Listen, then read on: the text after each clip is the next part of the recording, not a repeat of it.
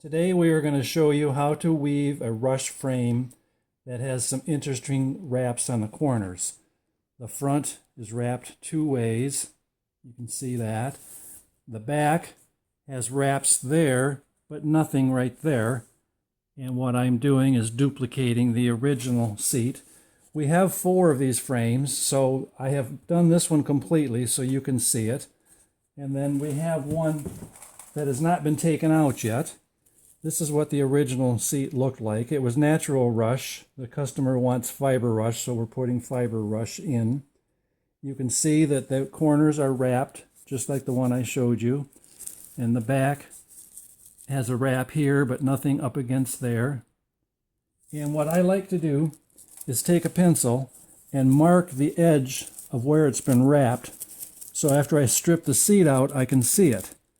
So I put a pencil mark there, and a pencil mark in there, and the same on the front. And I've already put my pencil marks, but I'm showing you how I do it. Just one right there, and then I'll come in here and make one, and I'll do the same all the way around, so that when I strip the seat, I have some kind of a ballpark idea of where the wraps are going to go. Then I would just take a razor knife, which I've started doing here, and cut the seat out. I won't show you how that's done. I'm sure you can handle that. Once it's completely cleaned out, I have a frame that looks like this. You can see the pencil marks that I put, and those are probably approximate because the old rush has moved a bit, but it gives me a starting point. One thing I always do on frames is I mark the top so that as I'm working on the frame, turning it over, flipping it around, whatever, I don't lose track, and I can always make sure the top continues to be what the top used to be. So this is the frame we're going to weave in a couple minutes.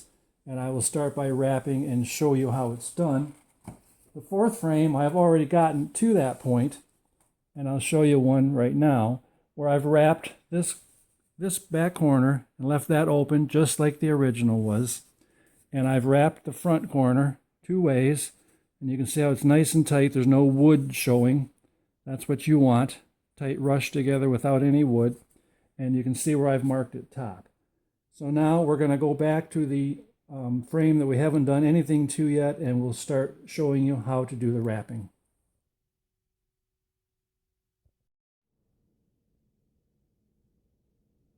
First thing I want to do is get a short piece of rush, and it doesn't have to be too long, just long enough so that you can wrap this corner and have enough. So you'd rather have it be too long than too short, but this piece is about 8 or 10 feet long.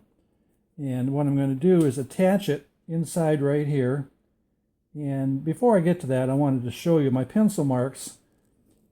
Sometimes you'll get a frame that the rush is already gone and you can't make pencil marks. So the basic idea of these pencil marks is you're going from this corner to this corner, and this inside corner to this outside corner. And on the front, you're going basically where this line is.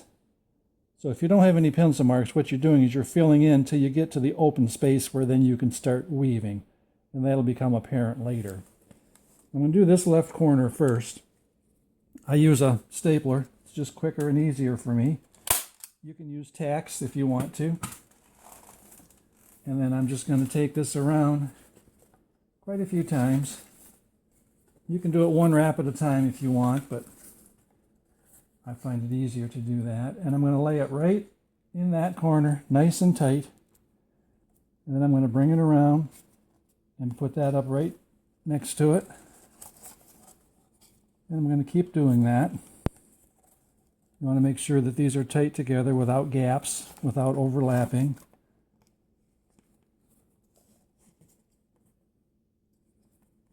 And I'm going to keep doing that. And I'm making sure that the bottom is also laying flat. You don't want it overlapped there. You want the top and the bottom to lay flat. And then this will be my last one here. And what I'm trying to do is get to this very corner here so that when I start weave the other way, that piece will lay in there and no wood will show. If you've got a little extra space there than you need, what you can do is just untwist the rush a little bit. And you see how that makes it wider? Or you can twist it a little tighter if you don't have a lot of space, so you can adjust just by twisting or untwisting. Now that's filled right up, so I'm going to bring it back up here and staple it off. And I'm just going to cut off the excess.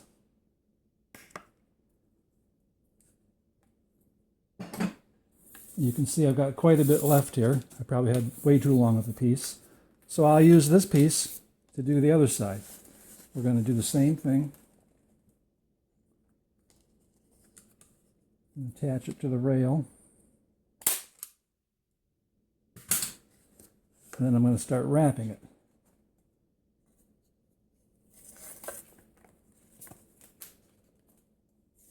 I'm doing it just one at a time this time, just to show you that there's different ways that you can do this, whatever works for you the best.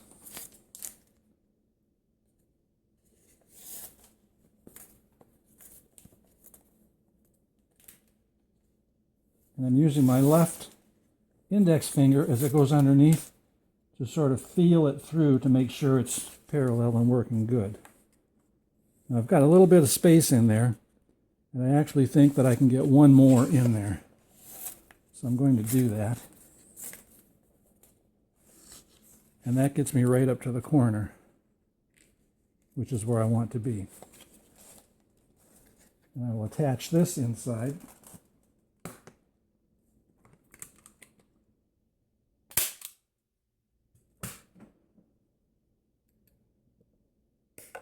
Cut that off. Now you can see that I have both of the back corners wrapped. Next we will wrap the front corners.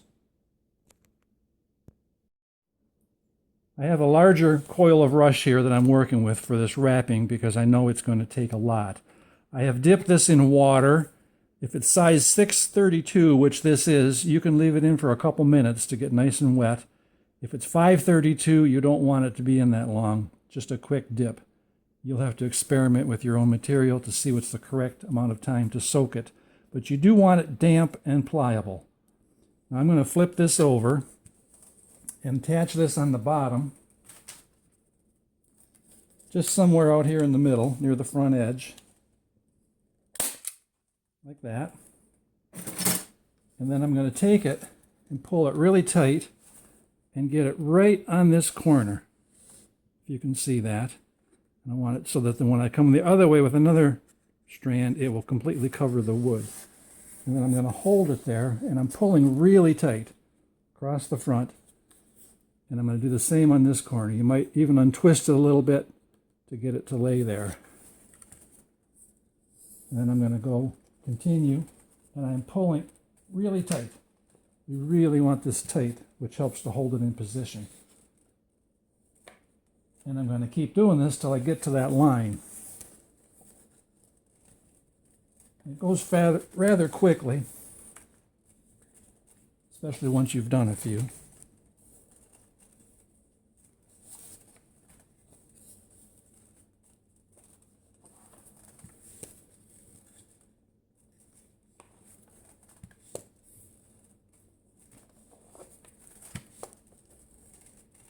Not much to say while I'm wrapping. It's just I'm keeping it very close together here. The middle doesn't matter, but the outer corners where it's going to show, that's where I'm really working on keeping it together. The bottom also, I'm making sure there's no overlaps, keeping all the strands parallel.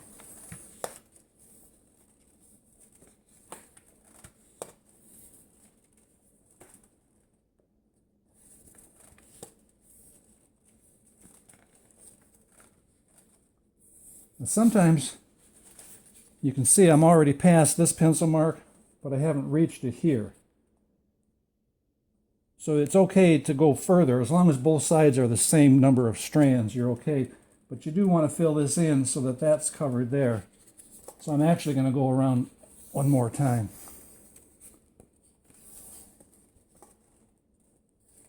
And now you can see that this strand is going to cover that so that when I start weaving, I will be in the airspace there, which gives me room. And I'll also be in air here, so that's good. So I want to finish this off. I'm just going to pull it in the middle here and attach it.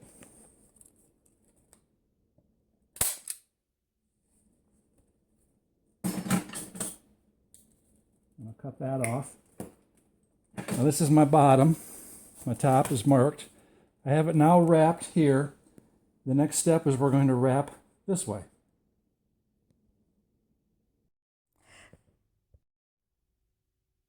We're going to use the same coil because there's quite a bit left on it. And I'm going to wrap this corner here. And I want to wrap it, here's the one we started, up to that point, which is right to there. Our pencil mark is kind of hidden, but the idea is you want to get to where there's open air there. So I'm going to start right there and attach it with a staple. And then I'm going to take it here, and I want to make this corner, try to get it where you can see it real good. You don't want a gap like that. You don't want it over there where it won't stick.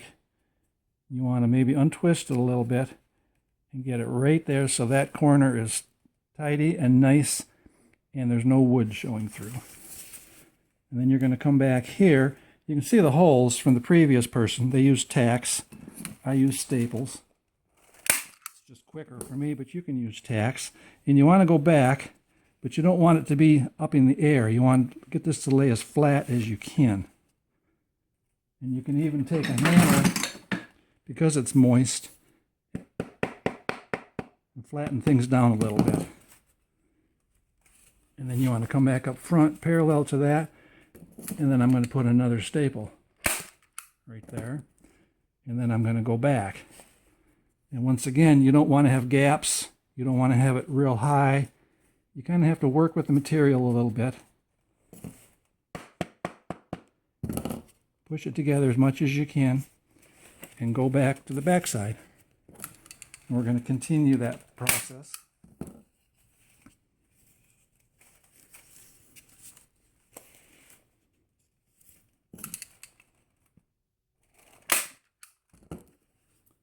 Until we filled it in where we want it. It's the same procedure. You might wonder, where should I put the tacks? It really doesn't matter. I'm putting them here because that's where the previous person had them, in that basic location.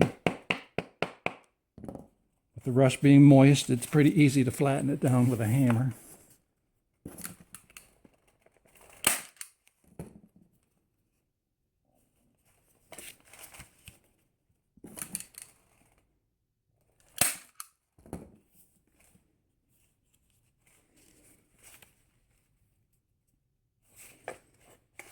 You can see we're getting close to filling it in, but we're not there yet.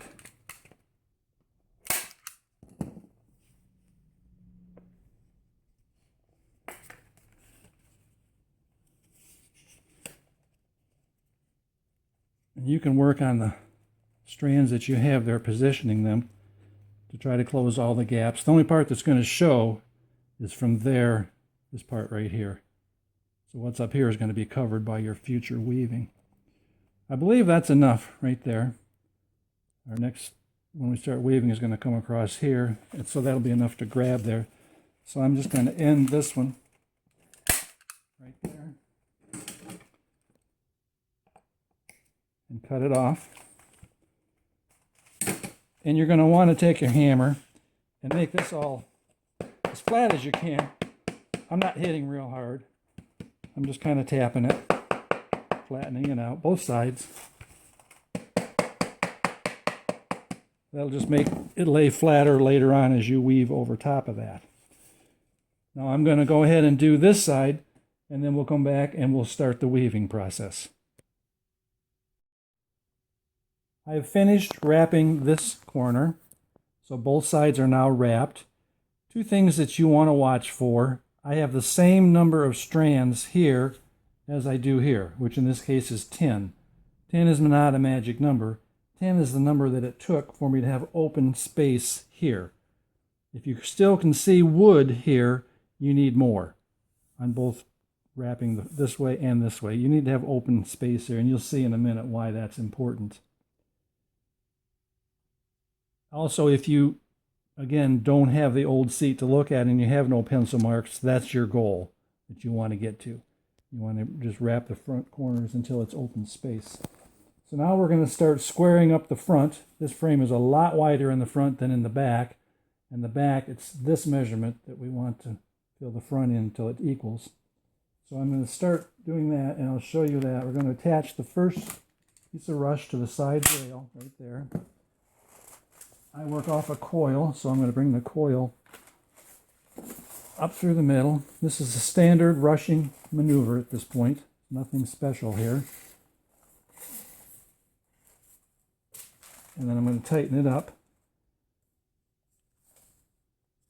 And I'm going to take a little time right here and make sure that this is pretty parallel. This run, I could have it out here, or I could have it at an angle. That's not good. I could have it too far in. You want it parallel. And you can kind of tell when it's laying in there good.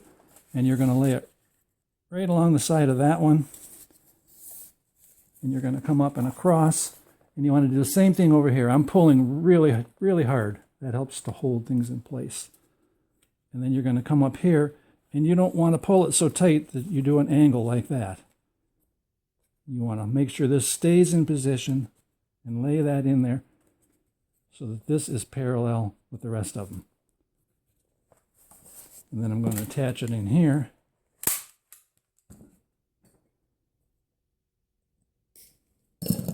And we'll add the next one. Same procedure.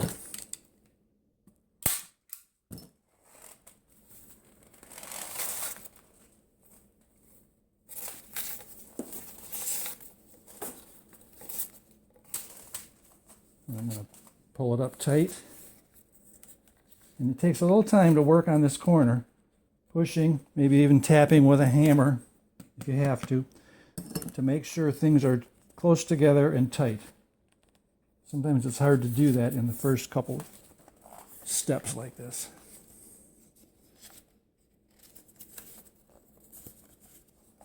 And you can see it's starting to take its form.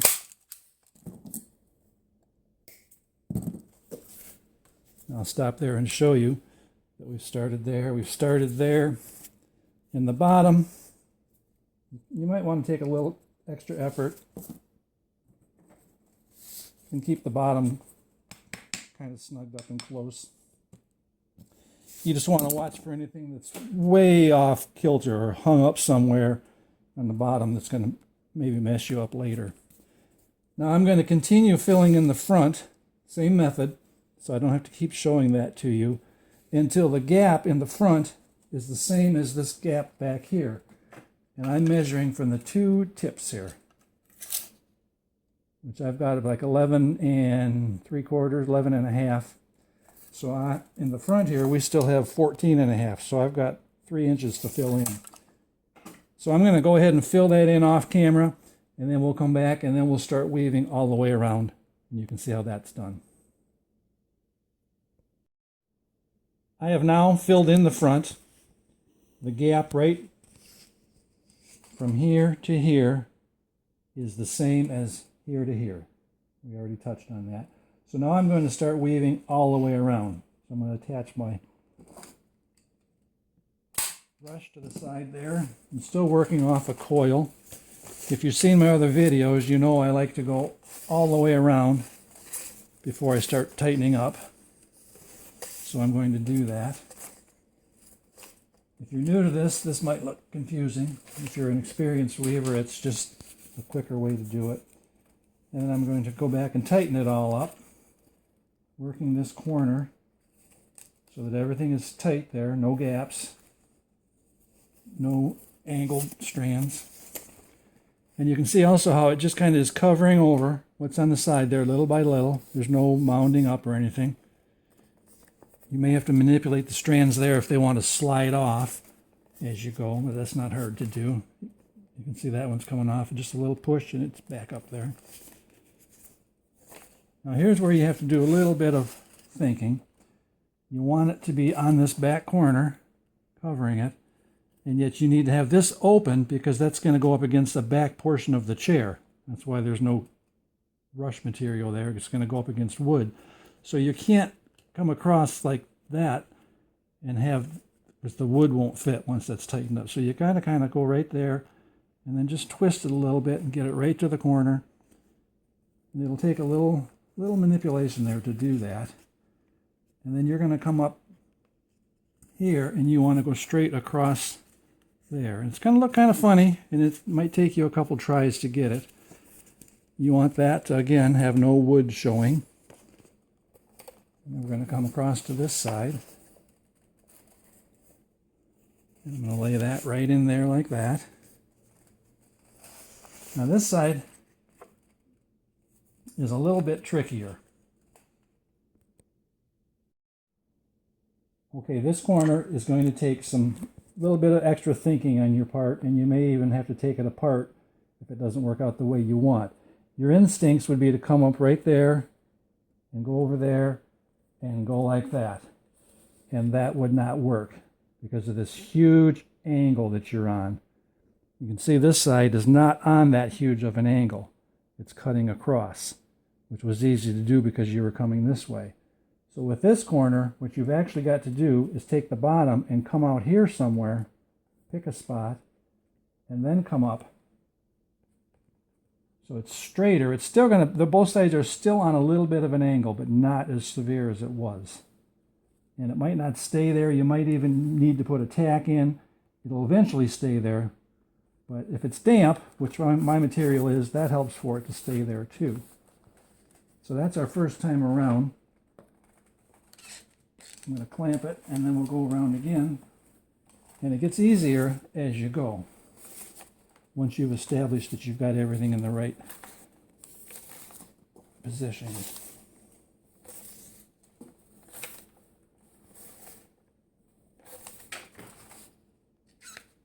I'm going to tighten it all up again. This is the repeated process I do for the entire seat.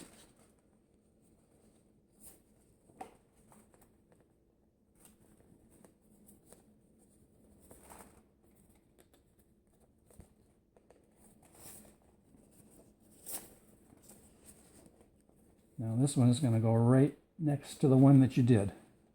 Right next to it. You don't want to be down there. You don't want to be on top. You want to be right next to it. And I'm not a mathematician, but I can see that this outside is not going to fill in before the center does. We're going to need more material out here than in the center. So my way of addressing that is as I go over it, I just do a little half twist to the material and make it be wider there. I don't know if that shows up on the film. Leave it the normal width here, but when you go over the edge, just untwist it just a little bit and it'll be wider. And we're going to do that every time until we get up to near the middle, and then it's going to be perfectly square. Then you're going to come up underneath, and you can do that untwisting anywhere you need to. With this being a rounded edge, I already know that's going to be a gap there and filled in the middle unless I do that. So each time I go, I just untwist it just a little bit just to help fill it in slowly as we go. Same thing there. And now you can pretty much come straight underneath because your line is set. I'm going to untwist it here to make it a little bit wider and come back to the front. And it looks like I've got enough material to go around one more time, so I'll show you one more time around.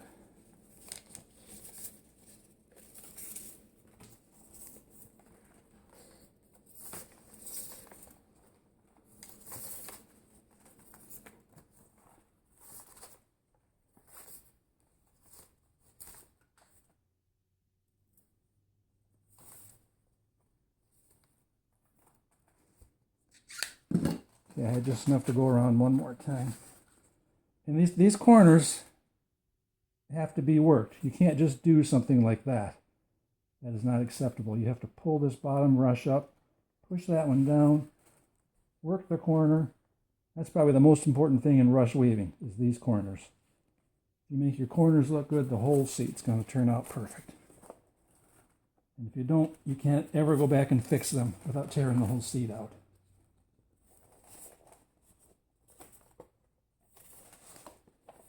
Now we're going to go over the back again, and again I'm going to untwist it just where it goes over the rail to make it a little bit wider there. And that gap cannot stay. You have to make that gap close up like that. Untwist it a little bit there. No one's ever going to see the little bit of untwisting that you do, but they will see if you have gaps left in your sheet when you're done, which you will have if you don't do that. Maybe you can even see how it's, because those are wider, we're slowly coming back to where it's going to be. By the time we get in here, it'll be perfectly parallel.